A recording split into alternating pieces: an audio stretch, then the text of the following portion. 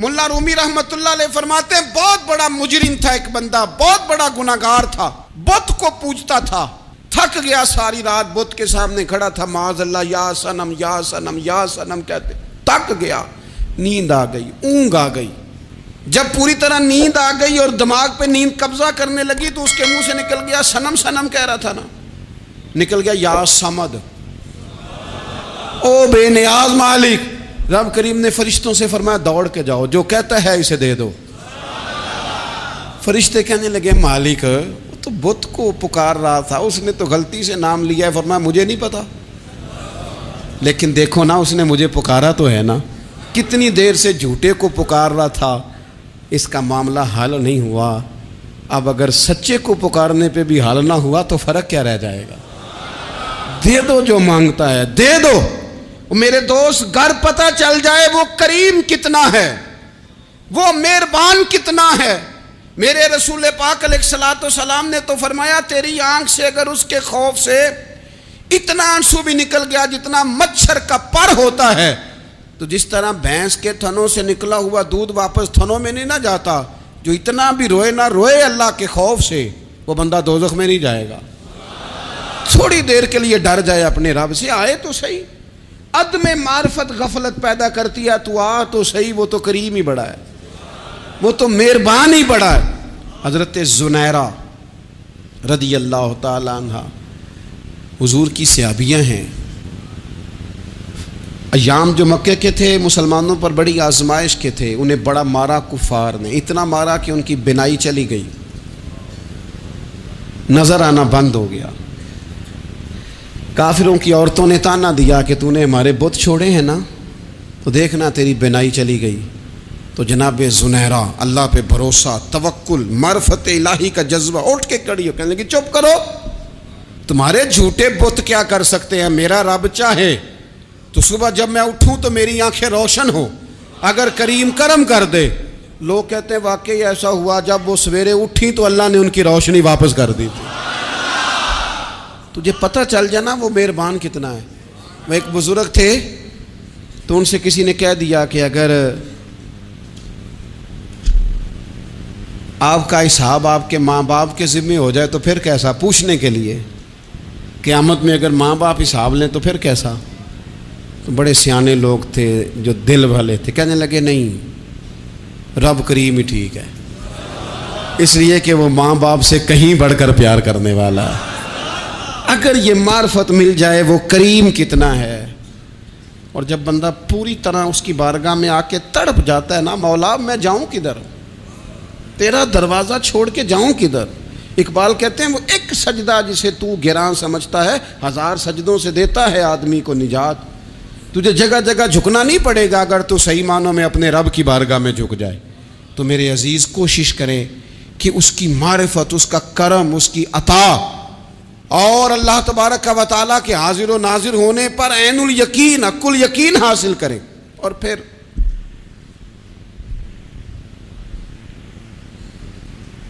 آٹھویں بات یہ ہے کہ غافل لوگوں کی صحبت بھی بندے کو غافل کر دیتی ہے۔ غافلوں کی صحبت میں نہ بیٹھیں، ان کی صحبت میں بیٹھیں جن کے پاس بیٹھنے سے دل میں رب رسول کی محبت پیدا ہوتی ہے۔ غافلوں سے بچیں۔ چنگیاں دے لڑ لگی ساں تے چولی چ پھل پئے، تے جدوں میں پیڑیاں دے سنگ رل گئی تے میرے اگلے بھی ڈول گئے۔ برے آدمی کی صحبت بندے کو غافل کر دیتی۔ غافلوں کی صحبت میں کبھی نہ بیٹھیں، کبھی نہیں۔ غافل آدمی آپ کو غافل کر دے گا۔ میرے نبی پاک علیہ الصلوۃ والسلام نے فرمایا انسان اپنے دوست کے مذہب پر ہوتا ہے۔ یہ بہت بڑے لفظ ہیں۔ فرمایا المرء علی دین خلیلہ، انسان اپنے دوست کے مذہب پر ہوتا ہے۔ تو دیکھ تو نے دوست کس کو بنایا ہے، جو تیرے دوست کا مذہب ہوگا وہی تیرا ہو جائے گا۔ ہم نے دوست بنایا نا غوث پاک جیلانی کو،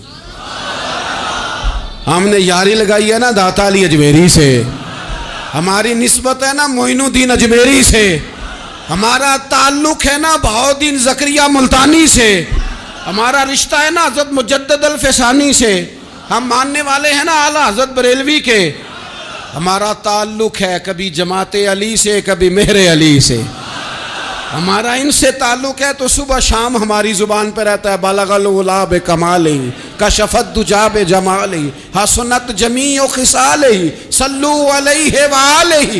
ان سے تعلق جڑا ہے نا تو کئی دفعہ تنہائیاں تڑپا دیتی ہیں اور تڑپ کے کہتے ہیں اج سکھ متران دی ودھیری ہے، اج سکھ متران دی، سکھ کہتے ہیں اڈیق کو، متر کہتے ہیں محبوب کو، اج سکھ متران دی ودھیری ہے، اے کیوں دلڑی اداس گھنیری ہے، لوں لوں وچ شوق چنگیری ہے، اج نینا لائیاں کیوں جھڑیاں، سبحان اللہ سبحان اللہ سبحان اللہ۔ پہلے کہتے ہیں سکھ متران دی ودھیری ہے یعنی اداس ہوں، پھر حضور کے جلووں پہ نظر کرتے ہیں، کہتے ہیں سبحان اللہ سبحان اللہ، ماں اجمل کا ماں احسانہ کا ماں اکمالہ کا، اور پھر فوراً کہنے لگے او کتھے مہر علی،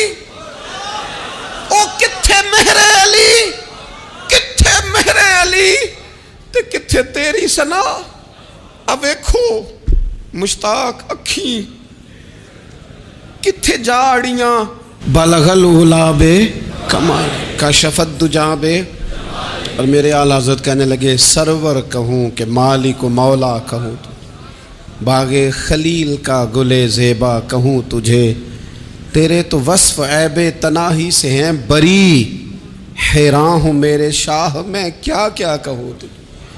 غافل آدمی کی علامت ہے برے لوگوں کی صحبت میں، خبردار ان کے پاس نہ بیٹھنا جن کے پاس بیٹھنے سے تمہارے دلوں میں اولیاء اللہ اللہ کے بندوں کی عداوت پیدا ہو، خبردار خبردار ان کے پاس نہ بیٹھنا جن کے پاس بیٹھنے سے تمہارے دلوں میں حضور کی اولاد پاک کے بارے میں شک پیدا ہو، خبردار اس شخص کے پاس نہ بیٹھنا جو امام حسین ابن علی کے بارے میں کوئی کمزور بات کرتا ہو، بچنا، خبردار اس سے بچنا جو حضور کے صحابہ کے بارے میں بات کرے، بچنا بچنا اس سے، جو سیدنا ابو بکر صدیق کے بارے میں کوئی،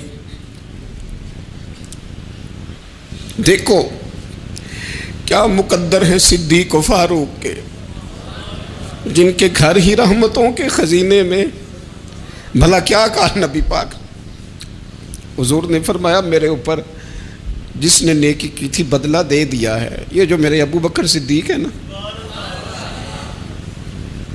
ان کو میں اللہ کی بارگاہ میں لے جاؤں گا، کہوں گا مالک تو ہی بدلہ عطا فرما۔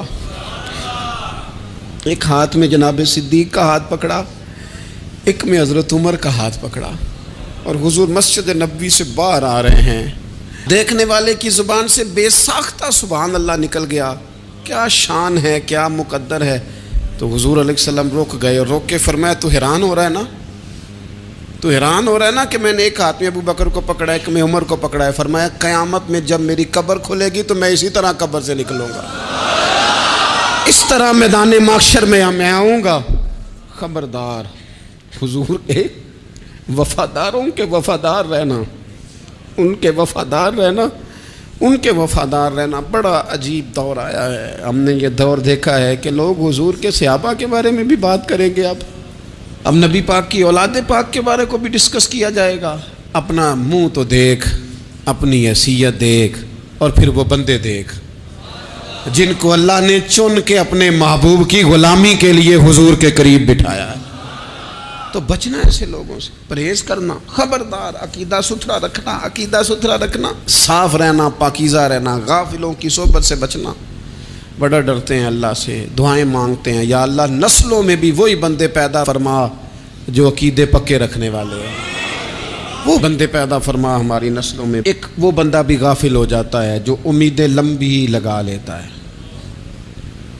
جن کے منصوبوں میں دولت بھی ہوتی ہے، گھر بھی ہوتا ہے، اولاد کا بڑا ہونا بھی ہوتا ہے، پوتے پوتیاں نواسے نواسیاں دیکھنا بھی ہوتا ہے، یہاں بھی گھر وہاں بھی گھر، یہ سیر، یہ سارا کچھ ہوتا ہے، لیکن رب کی بارگاہ میں پیش ہونا جن کے پیش نظر نہیں ہوتا. لمبی امیدیں. حضرت مولا علی شیر خدا فرمایا کرتے تھے میں تم پر دو باتوں کا خوف کھاتا ہوں، جو ڈر آتا ہے، ایک یہ کہ تم خواہش کی پیروی کرو گے، جو نفس کی خواہش ہوگی اس کے پیچھے لگ جاؤ گے، اور ایک کہ تم لمبی لمبی امیدیں باندھو گے، اتنے سال جینا ہے، اتنے 100 سال جینا، یہ کرنا ہے وہ کرنا ہے. منصوبہ بندی کریں مستقبل کے لیے، وہ بری نہیں، لیکن تیاری رکھیں، تیاری رکھیں. اس بات کا بھی خیال رکھیں کہ اللہ کی بارگاہ میں حاضر ہونا. یہ غفلت کی چیزیں ہیں جو بندے کو غافل کر دیتی ہیں. جو لوگ اللہ کا ذکر نہیں کرتے وہ بھی غافل ہو جاتے ہیں، اور جو فضول باتیں زیادہ کرتے ہیں نا، ہنستے زیادہ ہیں. فَلْيَضْحَكُوا قَلِيلًا وَلْيَبْكُوا كَثِيرًا. قرآن کہتا ہے زیادہ رویا کرو، کم ہنسا کرو. نبی پاک علیہ الصلوۃ والسلام سے پوچھا تھا حضرت عقبہ بن عامر نے کہ یا رسول اللہ نجات کس چیز میں ہے؟ تو نبی پاک علیہ الصلوۃ والسلام نے فرمایا ایک تو اپنی زبان قابو میں رکھو، دوسرا فرمایا اپنے گھر میں ٹھہرے رہو، تمہارا گھر تمہارے لیے کافی ہو، فضول نہ نکلو گھر سے، اور تیسرا فرمایا اپنی خطاؤں پہ رویا کرو. کثرت کلام اور فضول کلام اور بلا وجہ یہ بندے کو غافل کرتا ہے، دل کو سخت کرتا ہے. یہ چند چیزیں ہیں جو انسان کو غفلت میں ڈالتی. اپنے آپ کو ان چیزوں سے بچائیں اور غفلت کو توڑیں. آپ کے ذمے میرے ذمے جو حقوق العباد ہیں ان کا پتہ کریں، جو اللہ رسول کے حقوق ہیں ان کی خبر دیکھیں. ہماری جو ذمہ داریاں ہیں ہم کس طرح انجام دے رہے ہیں اس پر توجہ کریں. اپنے معاملات کو ٹھیک کریں. ہم انسان ہیں، کوتاہیاں تو رہ جائیں گی، لیکن جب کوشش کریں گے تو پھر رب تعالیٰ مدد بھی فرمائے گا. ایک بات اور کرنی ہے، ایک تو میں نے عرض کیا غفلت کو توڑنا، ایک دوسری بات قرآن مجید کا ایک سبق اور. جب غفلت توڑنی ہے تو پھر لازمی طور پر ایک کام کرنا پڑے گا. میں نے یہ عرض کیا تھا کہ پلاننگ نہیں کرنی، فیصلہ کرنا ہے. تو فیصلہ کرنا ہے تو کرنا کیا ہے؟ پھر قرآن حکیم نے سورہ بقرہ میں کہا فاستبقوا الخیرات، یعنی تم نیکیوں کی طرف دوڑو، جلدی جلدی نیکیاں کرو، فٹافٹ، دیر نہ کرو. فٹافٹ سے مراد یہ نہیں کہ نیکی جلدی جلدی کر جاؤ، یعنی ٹال مٹول نہ کرو خیر کے کام میں. کل کریں گے، پرسوں کریں گے، عمرہ کر رہے ہیں پھر نیکی ہیں، حج کر رہے ہیں پھر نیکی ہیں، بچے بیال ہوں پھر میں نیک ہوں. یہ تھوڑا سا یہ کام ٹال مٹ. فاستبقوا الخیرات، نیکیوں کی طرف دوڑو، جلدی کرو، بھاگو. نبی پاک صلی اللہ تعالیٰ علیہ وسلم نے فرمایا 5 چیزوں سے پہلے غنیمت جانو. حضور علیہ الصلوۃ والسلام فرمانے لگے ایک تو تم جوانی کو نہ بڑھاپا آنے سے پہلے پہلے غنیمت سمجھ لو. نبی کریم صلی اللہ تعالیٰ علیہ وآلہ وسلم ارشاد فرمانے لگے کہ اپنی صحت کو غنیمت جان لو بیماری آنے سے پہلے پہلے. پھر حضور علیہ الصلوۃ والسلام فرمانے لگے اگر اللہ نے تمہیں مال دیا ہے، وسعت دی ہے، تو نیکی کر لو، خرچ کر لو اللہ کے راستے میں. خدا نہ خواستہ تم پر غریبی آ جائے. اور پھر حضور سید عالم صلی اللہ تعالیٰ علیہ وسلم فرمانے لگے اگر تمہیں اللہ نے کچھ فراغت دی ہے، بہت زیادہ مصروف نہیں ہو، تو غنیمت جان لو، جلدی سے نیکی کر لو قبل اس کے کہ تم مشغول ہو جاؤ. اور 5ویں بات حضور نے بیان کی، فرمایا زندگی کو غنیمت جانو موت آنے سے پہلے پہلے. جلدی سے نیکی کر لو. نیکی کے لیے ساری زندگی منصوبہ بندی نہ کرتے رہو. نیکی کے لیے دیکھو نا، ہماری زندگی میں یہاں دنیا میں رہ کے چند منٹوں میں وہ نیکی کی جا سکتی ہے جو قیامت کے بعد صدیوں کا ہمارا فائدہ کرے گی، صدیوں کا فائدہ کرے. کرتے نہیں، پلاننگ کر رہے ہیں، منصوبہ بندی کر رہے ہیں، بس تیاری کر رہے ہیں، بس حضرت آپ دعا کر دیں، اللہ تعالیٰ دعائیں بھی قبول فرمانے والا ہے. لیکن جو نیکی نصیب ہوتی ہے اسے جلدی سے کر گزریں، اسے فٹافٹ کریں. میں ایک گاؤں میں گیا، اب تو خیر وہ دور نہیں رہا، یہ 10-15 سال 20 سال پہلے نا جو نوجوانوں کی مصروفیات ہوتی تھیں ان میں سے ایک مصروفیت یہ ہوتی تھی کہ گندم لے کے چکی پہ جانا ہے، آٹا پسوا کے لانا ہے. یہ ایک بڑی، چونکہ سبھی گھروں کے اندر سال کے لیے گندم سٹاک کر لی جاتی تھی، تو گندم لے کے جانا یہ ایک ڈیوٹی ہوتی تھی. ایک نوجوان ایک گاؤں میں، اس کی مجھے تعریف سننے کو ملی. تو ایک بوڑھی اماں کہنے لگی یہ تو بڑا نصیباں والا ہے، سارے دا ہی آٹا پیا لے ہوندا ہے. اور آتے جاتے پوچھ لیتا ہے کہ اماں کوئی، کہنے لگی میرے بچے باہر ہوتے ہیں، یہ مجھے دوائی بھی لا دیتا ہے شوگر کی، میں مریضہ ہوں. یعنی خیر جتنی ہو سکے جتنی. میرے ایک سنگی ہیں تو سڑک پہ کوئی بندہ کھڑا ہوتا ہے نا، اللہ تعالیٰ انہیں سلامت رکھے، بندہ کھڑا ہوتا ہے تو کہتے ہیں میں اس سے پوچھ لیتا ہوں بابا جی کدھر جانا ہے، فلانی جگہ جانا ہے، تو کہتے ہیں میں موٹر سائیکل پہ بٹھا لیتا ہوں. بندہ دیکھ کے مجھے سمجھ آ جاتی ہے ضرورت مند ہے، کوئی چور نہیں، کوئی ڈاکو نہیں، ضرورت مند ہے. میں اسے منزل تک نیکی جتنی میسر آئے، جس حد تک میسر آئے. کیا کہا ہمارے نبی پاک علیہ السلام نے؟ حضور نے ہم سے فرمایا کچھ نہ ہو سکے تو بات ہی مسکرا کے کر لینا، اس پر ہی اللہ صدقے کا ثواب عطا کر. فاستبقوا الخیرات، جلدی سے نیکی کر لو. اپنے نامہ اعمال میں روز نیکیاں جمع کرو، کوئی نہ کوئی خیر کا کام روز کرو اور جلدی سے کرو.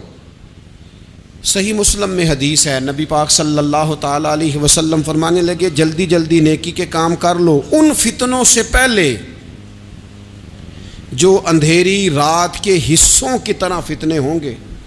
فرمایا اس وقت حال یہ ہوگا کہ آدمی صبح مومن ہوگا، شام کو کافر ہو جائے گا، شام کو مومن ہوگا تو صبح کافر ہو جائے گا. اور فرمایا لوگ دنیا کے بدلے اپنا دین تک بیچ ڈالیں گے. معاذ اللہ جھوٹی قسمیں نہیں کھائی جاتی، جھوٹا قرآن مجید نہیں لوگ اٹھا لیتے. لوگ دنیا کے لیے دین بیچ ڈالیں گے. اس سے پہلے جب فتنے اتنے زیادہ ہو جائیں، اس سے پہلے نیکی کر لو، کوئی خیر کا کام کر لو، جلدی سے کچھ ایسا کر لو. حضرت عقبہ بن حارث رضی اللہ تعالیٰ عنہ فرماتے ہیں یہ دیکھیں ہمارے نبی پاک علیہ السلام کی سیرت کیا ہے، حضور کا اسوہ کیا ہے، نبی پاک علیہ السلام ہماری تربیت کس طرح کرتے ہیں.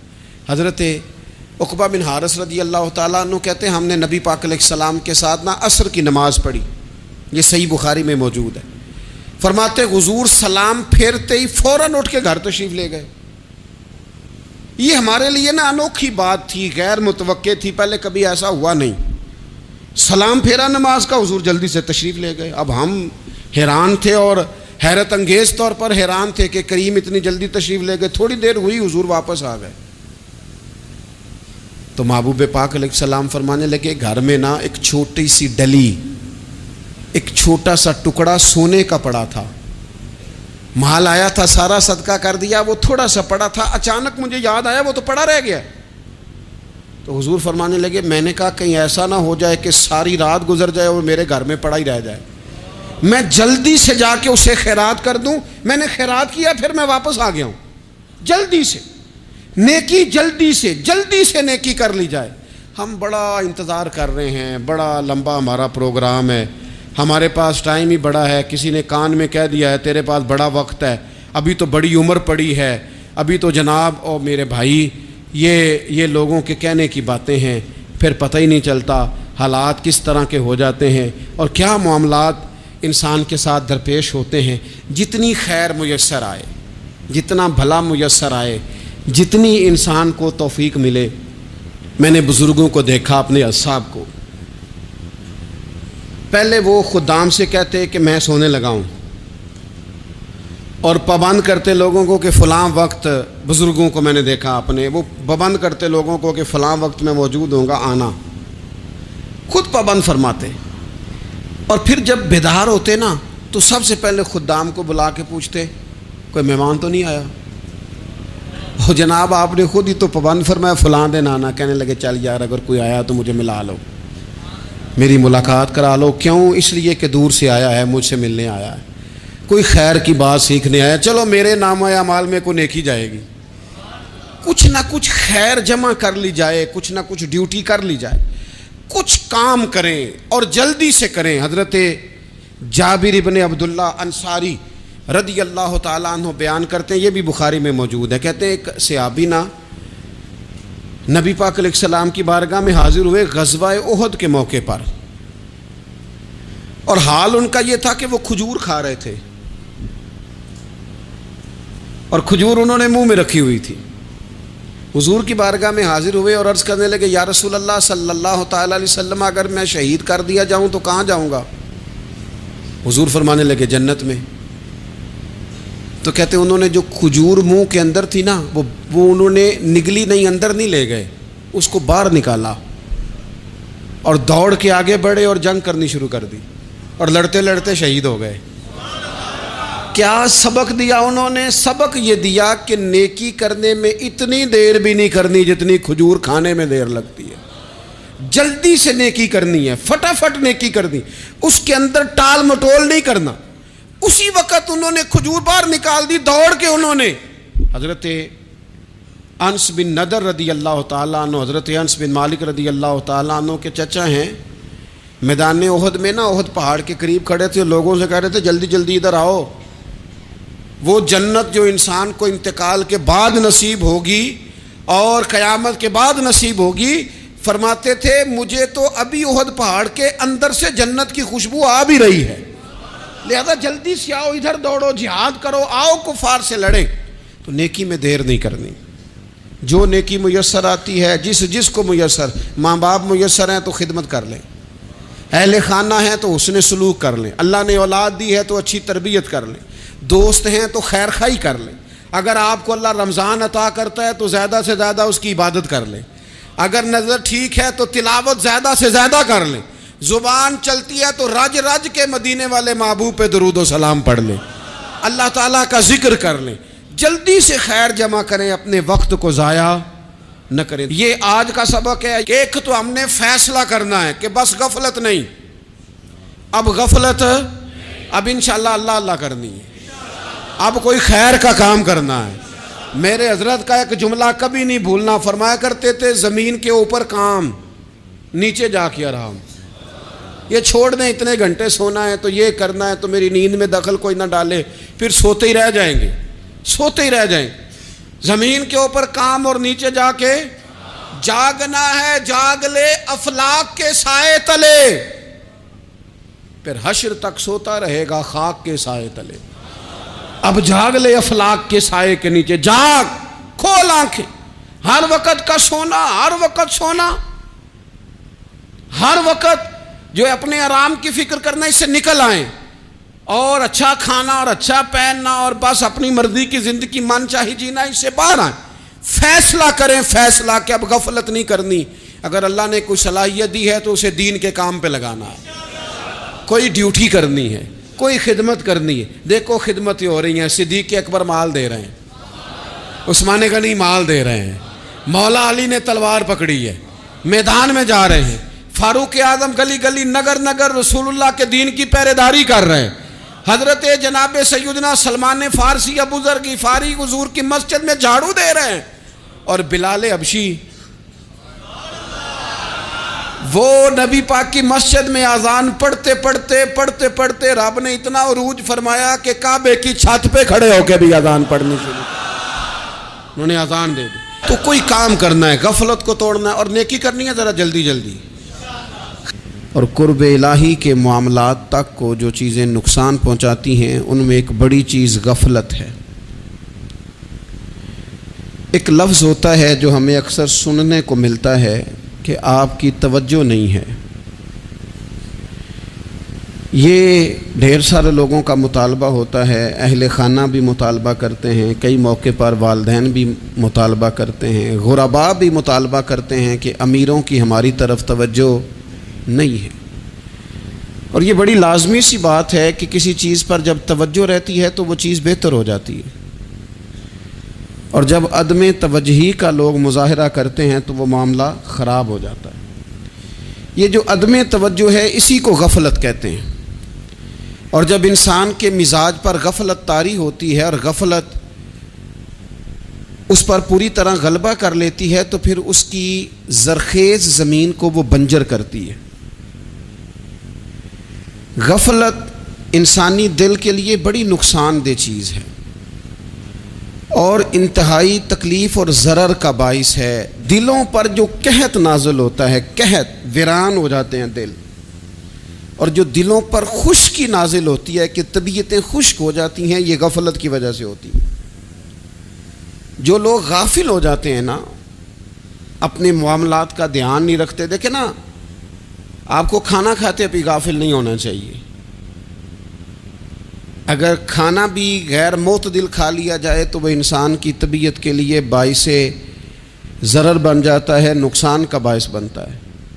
بات کرتے ہوئے بھی غافل نہیں ہونا چاہیے. کئی دفعہ جملے ایسے نکل جاتے ہیں جو انسان کے لیے پھر شرمندگی کا باعث بنتے ہیں. انسان کو غافل ہو کر کوئی کام نہیں کرنا چاہیے، غافل ہو کر، مدہوش اور بے ہوش ہو کر نہیں. غفلت دل کو ویران کرتی ہے، طبیعت میں خشکی لاتی ہے. غافل کبھی نہ بنے۔ قرآن مجید فرقان حمید نے ارشاد فرمایا کہ اقترب للناس حسابہم، فرمایا لوگوں کے حساب کا وقت قریب آ گیا، وہم فی غفلۃ معرضون، اور وہ ابھی بھی غفلت میں منہ پھیرے ہوئے ہیں۔ ٹائم آ گیا حساب دینے کا، لیکن وہ ابھی بھی غافل ہیں۔ ہمارے جو زیادہ تر نقصان زندگی میں ہوئے ہیں وہ صرف ہماری غفلت کی وجہ سے ہوئے۔ ہم نے چیزوں پر توجہ نہیں دی، چیزیں گڑبڑ ہو گئیں۔ جس آدمی نے پھول لگائے ہوں، پھل لگائے ہوں، کھیتی لگائی ہو، وہ دانہ ڈال کے پانی دے کے فارغ نہیں ہو سکتا، اسے توجہ کرنی پڑتی ہے۔ اور کسی نے کہا تھا مالی جیندے ہون تو پھر بوٹے سوکھدے نہیں، اگر موجود ہونا ان کو سینچنے والا، رکھوالی کرنے والا، تو پھر ان کی جڑیں کبھی خشک نہیں ہوا کرتی۔ ہماری جو غفلتیں ہیں یہ بڑی ضرر کا باعث ہیں، نقصان کا باعث، اور مجبوری معاف ہوتی ہے، غفلت معاف نہیں ہوتی۔ اسکول میں پڑھتے تھے، مدرسے میں پڑھتے تھے، تو ایک مجبوری ہو گئی جی، خدا نہ خواستہ گھر میں کوئی پریشانی ہو گئی تو اساتذہ اس پر سزا نہیں دیتے۔ کوئی خوشی کا موقع ہے گھر میں، فیملی میں کسی کی شادی ہے، اساتذہ اس پر سزا نہیں دیتے۔ لیکن اگر کبھی پتہ چلتا تھا نا کہ یہ گھر سے تو آیا تھا لیکن مدرسے نہیں آیا، یہ اسکول نہیں آیا، رستے میں غافل ہو گیا، تو یہ بات خوفناک تھی۔ یہ قابل سزا جرم تھا کہ تو غافل ہو گیا اپنی پڑھائی سے، تو گھر سے آیا اور یہاں نہیں آیا۔ غفلت قابل سزا ہوتی ہے، مجبوری کی معافی ہوتی ہے۔ ہمارا آج کل جو مسئلہ ہے وہ غفلت کا ہے۔ ڈھیر سارے لوگ ہیں، سمجھدار بھی ہیں، سیانے بھی ہیں، معاملہ فہم بھی ہیں، باشعور بھی ہیں، تعلیم کی ڈگریاں بھی رکھتے ہیں، لیکن اگر ان کی زندگیوں کی تکلیفوں کو دیکھا جائے اور بے آباد روح کو دیکھا جائے اور سجدوں سے ان کی دوری کو دیکھا جائے تو ایک ہی بات سمجھ میں آتی ہے کہ پتہ سارا ہے لیکن لے ڈوبی ہے غفلت، توجہ نہیں کی۔ لائق بچہ بھی نالائق ترین زندگی گزارتا ہے، اس لیے کہ اس کے لائق ہونے کے ساتھ ساتھ اس کا توجہ کرنا بھی تو ضروری ہے نا۔ نرے لائق کا کیا فائدہ اگر وہ محنتی نہیں، اگر وہ توجہ ہی نہیں کرتا، اپنا سبق دھیان سے سنتا پڑھتا ہی نہیں، تو جتنا مرضی لائق ہو پیچھے رہ جائے گا۔ اور کئی نالائق ہوتے ہیں، رٹا لگا کے پاس ہوتے ہیں، پر چلو رٹا تو لگاتے ہیں نا، محنت تو کرتے ہیں نا، جد و جہد تو کرتے ہیں۔ کئی نالائق جد و جہد کے باعث آگے گزر جاتے ہیں، اور کوئی اسی چکر میں رہ جاتے ہیں، میں بڑا لائق ہوں، کل پڑھ لوں گا، پرسوں پڑھ لوں گا، ہفتہ تیاری کر کے پاس ہو جاؤں گا۔ اپنی زندگی سے غفلت کا پردہ اٹھائیں، اور غفلت اس کے لیے فیصلہ کرنے کی ضرورت ہوتی ہے، پلاننگ کرنے کی نہیں، فیصلہ کرنے کی ضرورت ہوتی ہے کہ میں نے اب غفلت کرنی۔ ہم نہ جب بھی کوئی پروگرام بناتے ہیں تو منصوبہ بندی شروع کر دیں، منصوبہ بندی نہ کریں، فیصلہ کریں، کہیں کہ میں نے غافل نہیں ہونا۔ غفلت غرق دنیا کا نام ہے، اپنے آپ کو غفلت سے بچائیں۔ آپ دیکھیں حضرت کعب بن مالک رضی اللہ تعالیٰ عنہ فرماتے ہیں، بخاری میں موجود ہے، فرماتے ہیں کہ جنگ میں میں پیچھے رہ گیا تھا، میرا خیال تھا کل چلا جاؤں گا، گھوڑے اور سواریاں میرے پاس تیز ہیں، مضبوط ہیں، پرسوں چلا جاؤں گا، تیزی سے بھاگ کے میں پہنچ جاؤں گا، میں قافلے کے ساتھ شامل ہو جاؤں گا، لیکن بس تھوڑی سستی ہو گئی، ذرا غفلت ہو گئی۔ آپ فرماتے ہیں جب سب لوگ چلے گئے حضور علیہ السلام کے ساتھ جہاد میں اور میں پیچھے رہ گیا، تو پھر جب چند دن گزر گئے اور محبوب کے واپس آنے کا ٹائم ہو گیا تو اب میں غور کرتا سمجھتا تو مجھے مدینے میں یہاں بزدل لوگ نظر آتے، اور کون نظر آتے؟ جو منافق تھے، وہ منافق بزدل دکھائی دیتے، یا مجھے عورتیں اور بچے دکھائی دیتے۔ میں پریشان ہوا، حضور واپس آ گئے۔ جنہوں نے بہانے کیے تھے نا منافقین نے، یہ مجبوری تھی اس لیے نہیں جہاد پہ گئے، یہ جنہوں نے بہانے کیے تھے انہیں مل گئی معافی، اور میں نے سچ بولا، میں نے کہا یا رسول اللہ میں غافل ہو گیا تھا۔ اب کہتے ہیں میں نے جب کہا نا حضور سستی ہو گئی تھی، ذرا غفلت ہو گئی، تو بندہ محبوب سے ہی غافل ہو جائے، بندہ وہیں سے غافل ہو جائے، جو دم غافل سو دم کافر، سانو مرشد اے ہو پڑھایا۔ جب کہا نا حضور وہ غلطی ہو گئی، کوئی مجبوری نہیں تھی، تو فرماتے ہیں باقیوں کو معافی مل گئی، میرے ساتھ حضور ناراض ہو گئے۔ ایک دن نہیں، 2 دن نہیں، 50 دن حضور ناراض رہے۔ مدینے کی گلیوں نے مجھے پہچاننا چھوڑ دیا، در و دیوار سے مجھے یوں لگتا تھا کہ میں پردیسی ہوں۔ فرماتے ہیں میں مسجد میں آتا تھا، میں جب محبوب کو دیکھتا تو حضور رخ انور پھیر لیتے، اور مجھے پتا تھا جب میرا چہرہ ادھر ادھر ہوتا تو پھر کریم رحمت کی نظر فرماتے ہیں 50 دن مسلسل۔ پھر مجھے حکم ہوا کہ بیوی بھی بھیج دو، میکے بچے بھی بھیج دو، ننہال یعنی تنہا رہ جاؤ۔ فرماتے ہیں وہ میں نے قید تنہائی کاٹی، لیکن شکر اللہ کا یہ ہے کہ میں سچا تھا، بس ذرا بھول گیا تھا، بس ذرا غفلت ہو گئی تھی۔ تو فرماتے ہیں پھر اللہ تبارک و تعالیٰ نے میرے اوپر فضل یہ فرمایا کہ میری توبہ کا اعلان رب نے قرآن مجید میں فرمایا۔ تو غافل نہ بنے کبھی بھی۔ ہمارا نا مسئلہ یہ ہے، اور آپ نے ناراض نہیں ہونا، ڈھیر سارے لوگ غافل ہو جاتے ہیں، مالدار بھی غافل ہیں، صاحبان علم بھی الا ماشاء اللہ بہت ساری جگہوں پہ غافل ہیں۔ جن لوگوں کو 4 لوگ جاننے لگ جاتے ہیں، کوئی مقام حاصل ہو جاتا ہے، وہ بھی بہت ساری جگہوں سے غافل ہو جاتے ہیں الا ماشاء اللہ۔ غفلت بڑی تکلیف والا منظر ہے۔ جو لوگ سمجھتے ہیں نا میں اب گڈ بک میں آ گیا ہوں، اب میں اچھا ہو گیا ہوں، اب میرے لیے خیر کہا جاتا ہے، مجھے اچھائی شاید یہ مستقل میرے ساتھ رہے گی، تعریف ہی ہوگی ہمیشہ، وہ بھی غافل ہو جاتے ہیں۔ اور یہ غفلت ٹھیک نہیں ہوتی۔ وجہ دیکھنی چاہیے کس وجہ سے انسان کو وقار مل رہا، عزت مل رہی۔ اپنی زندگی سے غفلت کو اتار پھینکیں۔ تھوڑی دیر کی تو غفلت ہوتی ہے، لمبی تو نہیں۔ 2 منٹ کے لیے صرف اس نے ڈرائیونگ کرتے ہوئے چہرہ موبائل کی طرف کیا تھا، 2 ہی تو منٹ لگے تھے۔ لمحوں نے خطا کی تھی، صدیوں نے سزا پائی۔ لمحوں نے خطا کی تھی، صدیوں نے سزا پائی۔ ایک لمحے کے لیے غافل ہوئے تھے اور صدیاں، نسلیں روتی رہ گئیں پیچھے، بچے تڑپتے رہ گئے، اہل خانہ پریشان رہ گئے، ماں باپ ساری زندگی روتے رہے، لیکن یہ 2 منٹ کے لیے۔ یہ غفلت جو ہے یہ بڑی تکلیف والا معاملہ۔ اپنی زندگی سے غفلت کو اتارنا ہے، غافل نہیں بننا، ہر وقت توجہ اور ساری باتوں پہ توجہ۔ بعض اوقات لوگ ایک طرف توجہ کر کے ایک طرف سے غافل ہو جاتے ہیں، نہ، توجہ ہمہ پہلو رکھنی ہے۔ ہمارے ذمے جتنے بھی حقوق ہیں ان سب پر توجہ، ہر چیز کا خیال۔ ایسا نہ ہو کہ عبادت کرتے رہ جائیں اور حقوق العباد ہم سے چھوٹ جائیں، اور حقوق العباد اتنے زیادہ ادا کریں۔ صاحب مجھے کہنے لگے ایک دفعہ بڑے وثوق کے ساتھ، کہنے لگے جی معاذ اللہ سما نہیں جی ٹائم ملتا پھر نماز دا کی کریے، روزی کمانا بھی تو عبادت ہے نا۔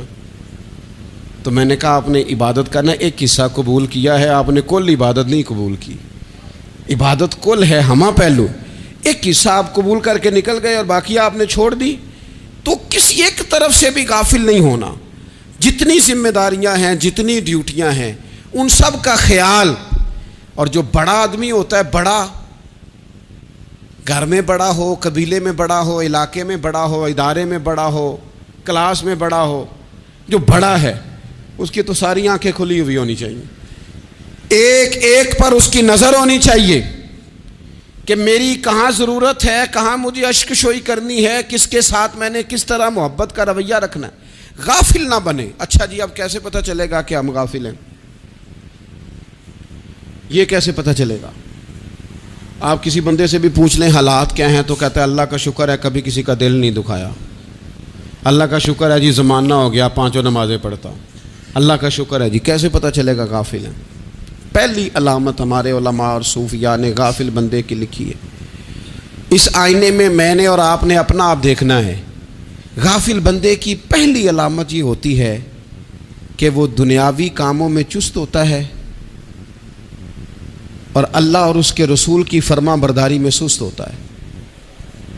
یعنی نماز کے وقت تو اسے نیند ستاتی ہے، پریشانی ہوتی ہے، لیکن اگر کسی جگہ مال مل رہا ہو، پیسے مل رہے ہوں، وہاں جانا ہو تو پھر اسے کوئی چیز بھی تنگ نہیں کر. دنیاوی کاموں میں چست ہوگا، یعنی ٹی وی کے آگے، موبائل کے آگے وہ گھنٹوں بیٹھا ہوا ہے، اور اگر اسے 25 منٹ قرآن پاک سننا پڑ جائے، اگر اسے 20 منٹ دینی محفل میں بیٹھنا پڑ جائے، اگر اسے کہا جائے کہ تو 20 رکعت نماز نفل ادا کر، دنیاوی کاموں میں چست ہے، دینی کاموں میں، یہ غفلت کی پہلی علامت.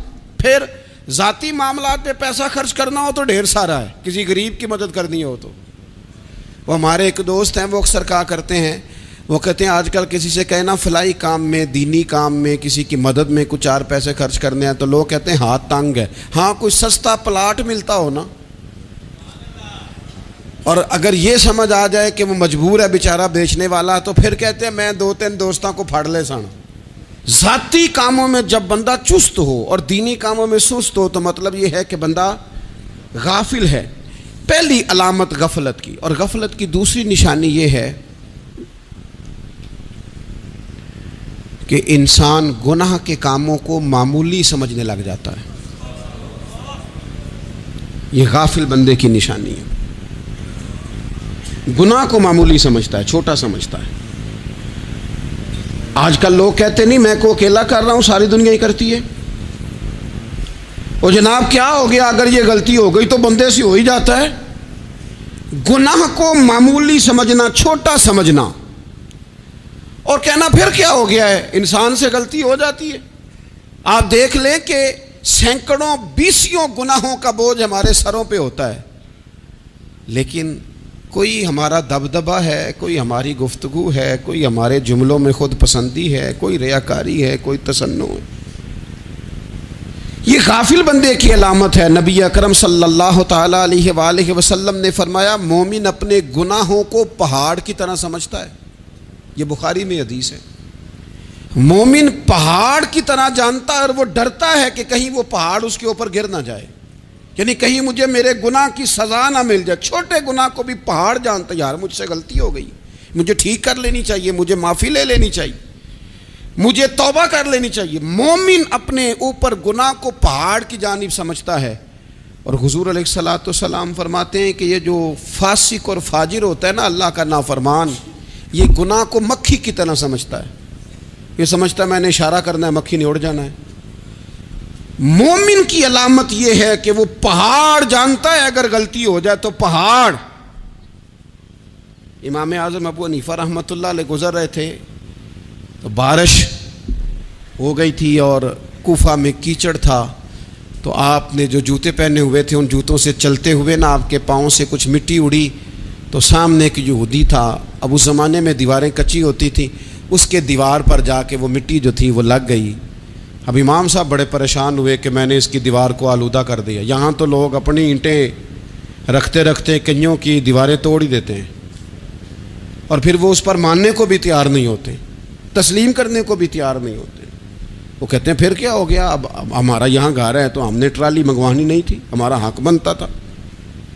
امام صاحب کے پیروں سے ذرا کیچڑ اڑا، یہودی کی دیوار پہ لگا، اس کی کچی دیوار تھی. امام صاحب پریشان ہو گئے، سوچنے لگے کہ اگر میں دیوار سے یہ کیچڑ اتارتا نہیں تو یہ بھی زیادتی ہے، میں نے اس کی دیوار کو گدلا کر دیا، اور اگر میں اتارتا ہوں تو کچھ مٹی اس کی دیوار کی بھی اتر جائے گی، کچی دیوار ہے، یہ بھی زیادتی ہے.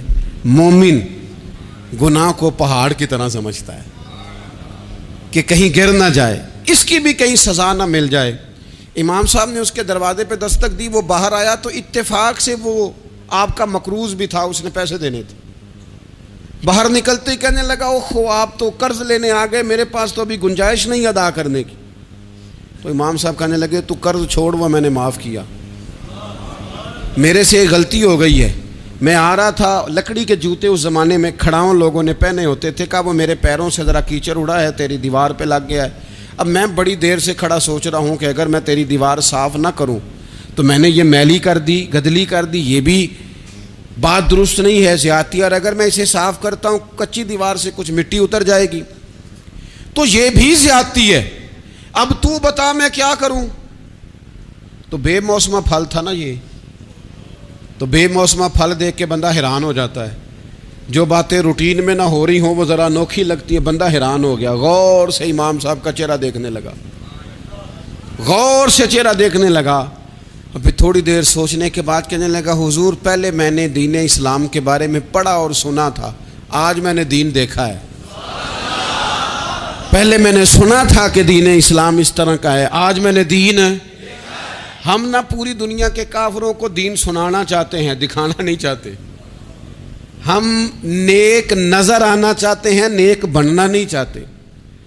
ہم نیک نظر آنا چاہتے، نتیجہ کیا نکلتا ہے کہ کچھ عرصے کے بعد پتہ چل جاتا ہے بندہ کس لیول کا نیک ہے، کیا معیار ہے اس کی نیکیوں کا۔ کہنے لگا حضور پہلے میں نے دین سنا تھا، آج دیکھا ہے۔